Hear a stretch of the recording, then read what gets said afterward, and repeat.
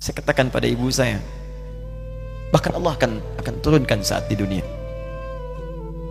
Ayah saya meninggal saat saya masuk pesantren. Dan baiknya saya rasakan luar biasa. Beliau mengajar di musalla kecil dulu, sekarang jadi masjid. Itu saya selalu di bawah. Beliau mengajar, saya tidur. Sekarang gantian, saya mengajar, beliau tidur.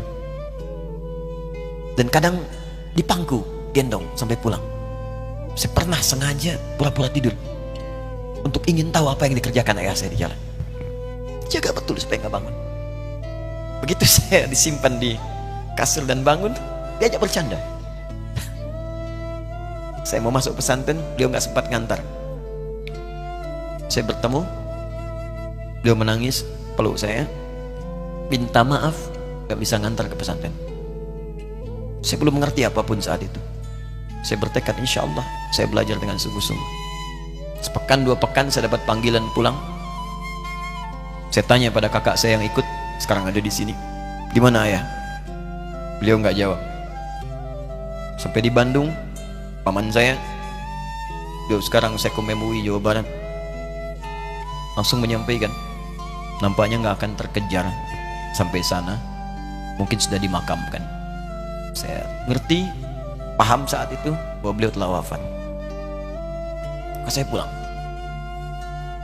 Maghrib saya sampai, saya dapati ibu di ruangan tengah. Saya datangi, saya menahan tangis, tidak menangis sedikit pun, untuk membahagiakan ibu saya. Saya datang, saya peluk, saya temani tidurnya. Itu pertemuan saya dengan ayah saya terakhir di mimpi. Saya bermimpi mulia, sudah pakai kemeja, tersenyum, mendadahi saya. Sudah. Besoknya saya cari ke kamar, ternyata Allahu Akbar, apa yang selama ini saya pelajari di pesantren, kitabnya sudah ada di kamar semua, sudah disiapkan. Saya menangis saat itu. Saya bawa mushaf. Jadi bapak saya, ayah saya, itu bajunya pun saat wafat dibagikan kepada sahabat-sahabatnya. Bajunya, kitab-kitab ini dibagikan. Ibu saya menunjukkan kemudian ada jam yang nanti nak pakai. Saya bilang simpanlah. Saya bawa mushaf.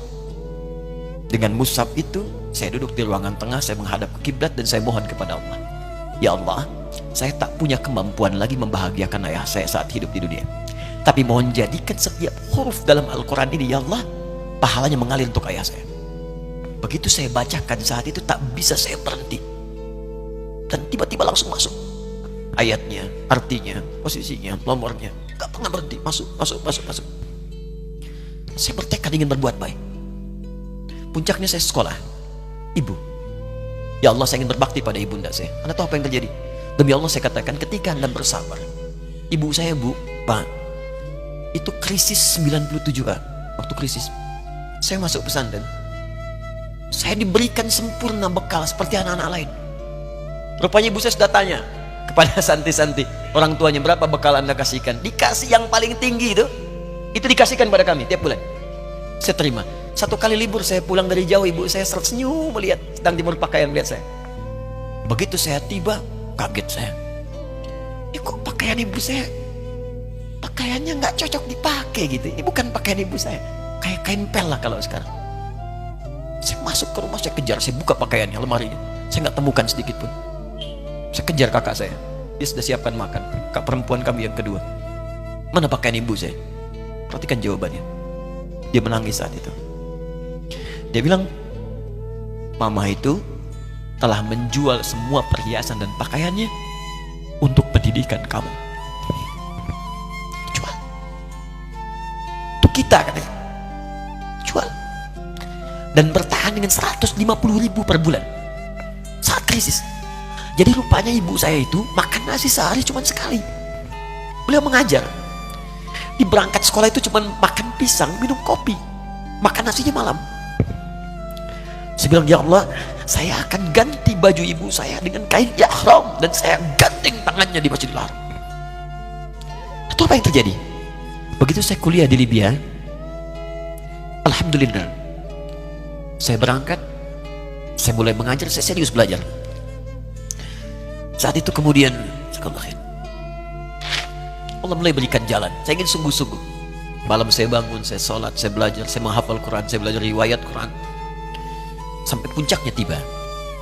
Saya ditugaskan pemerintah Indonesia saat itu untuk jadi petugas haji di Mekah. Saya telepon ibu saya. Saya bilang, Ma, saya insya Allah akan haji 2010. Saya telepon Februari saat itu. Saya dengar suara, terbayang wajahnya indah, senyuman, bahagia. Alhamdulillah, nak. Kapan berangkat? Tahun ini insya Allah. Saya bilang, dan saya tidak akan pernah berangkat kecuali mama pun akan berangkat.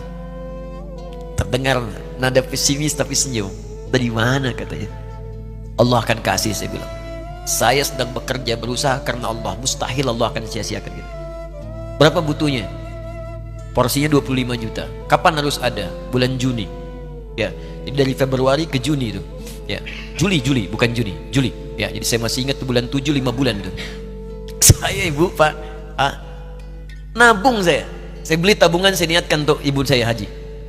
Bulan Juli masih setor 25 juta. Jadi semua tabungan masukin situ. Ada yang ngajar ngasih, masukin situ. Masukin semua. Tepat sepekan sebelum itu kemudian didaftarkan, saya buka tabungan. Allahu Akbar, karunia Allah luar biasa. Tadi butuh berapa? 25 juta. Begitu dibuka, Masya Allah, 1 juta. Karena beasiswa nggak banyak, 1 juta.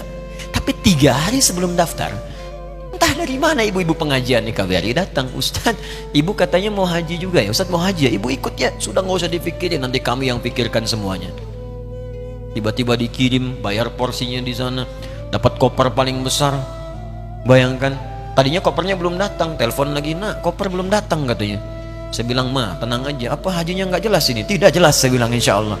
Ya, nah cuman beritanya berbeda. Begitu saya telepon lagi, Ma gimana bisa? Nah, telah keluar pengumumannya. Kapan, Ma? 2013. Loh kan saya hajinya 2010, nggak bisa, harus 2010. Lihat kalimat ibunda saya. Nah, jangan pernah mengambil hak orang lain. Allah kasih 2013, Alhamdulillah. Saya bilang, Ma, kita tidak harus mengambil hak orang lain, tapi kita meminta kepada Allah yang memanggil kita. Boleh jadi Allah akan berikan tambahan kuota pada tahun ini. Doa lagi, minta, nang ke masjid.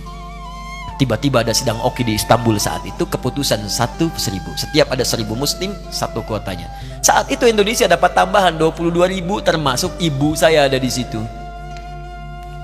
Ya, acara malam Al-Qadar 27 Ramadan, malam masih ingat betul, saya jadi MC dengan rektor pada saat itu. Saya nggak pernah bawa handphone, tiba-tiba handphone itu saya bawa, berbunyi kemudian telepon itu. Saya minta pada rektor izin, saya angkat dulu, diperkenankan. Saya kemudian ke belakang masjid, saya angkat. Tiba-tiba saya dengar suara sudah menangis. Nah, katanya, kenapa, Ma? Alhamdulillah, Mama bisa haji. Ternyata kuota itu termasuk ibu saya. 5 bulan, Pak. Wena biasa. Nggak bayar tambahan, nggak ada macam-macam, bisa berangkat. Begitu saya berangkat duluan, saya tungguin betul di apartemennya, di maktabnya sampai datang. Begitu sudah datang, saya nggak sapa, saya lihat dari jauh. Bahagianya saya bisa mengganti pakaian tadi yang lusuh dengan kain ihram. Saya perhatikan, saya ikuti dari belakang. Di lift, saya ikuti. Di jalan, saya ikuti. Begitu sampai Masjidil Haram, saya gandeng tangannya. Ma, kita sama-sama. Labbaik Allahumma labbaik. Labbaik la syarika lak labbaik. Saya tawaf, saya gandeng ibu saya lindungi supaya dapat kenikmatan dalam tawafnya. Begitu saya rasakan bagaimana Sayyidah Hajar bekerja keras untuk Ismail. Saya balas di situ, saya gandeng tangan yang kanan, saya minta pada Allah, muliakan ibu saya, ya Allah, muliakan ibu saya, muliakan, berikan saya kesempatan membahagiakannya.